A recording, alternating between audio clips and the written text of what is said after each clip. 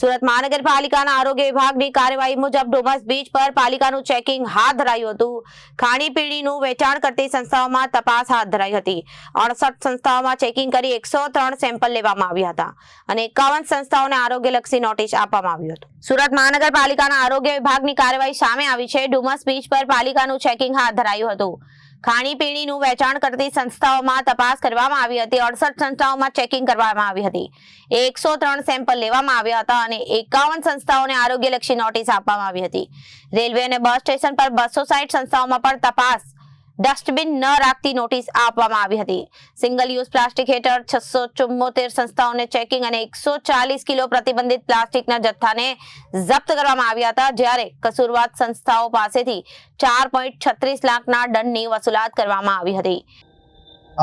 ગઈકાલે નાયબ મુખ્યમંત્રી શ્રી દ્વારા જે સૂચના આપવામાં આવેલી એના અનુસંધાને આપણા deputy commissioner Shri health and hospital અને આરોગ્ય અધિકારી શ્રી દ્વારા અમને સૂચના આપવામાં આવેલી અઠવા ઝોન વિસ્તારની અંદર પ્રવાસન સ્થળ જે આપણું ડુમસ બીચ છે ત્યાં આગળ અને ધાર્મિક સ્થળ અંબિકા નિકેતન મંદિર ત્યાં આગળ આપણે ઘણી સફાઈ ઝુંબેશ હાથ ધરેલી, સફાઈ કામદારો ગોઠવીને અને મશીનરી ગોઠવીને ત્યાં ઘણી સફાઈ કરાવી છે।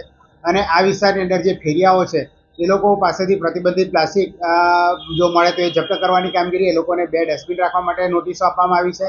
અને જે ખાણીપીણીવાળી જે સંસ્થા છે આ સંસ્થાઓમાંથી આપણે ફૂડના સેમ્પલો પણ લીધા છે અને લગભગ 52 જેટલી સંસ્થા પાસેથી આપણે 93 સેમ્પલ લીધેલા છે અને આ લોકો પાસેથી જે પ્રતિબંધિત પ્લાસ્ટિક મળ્યું છે એ લોકોને આપણે વહીવટી ખર્ચ પણ વસૂલાત કરેલી છે। Reporter Arvind Rathod, Janadesh news, Surat.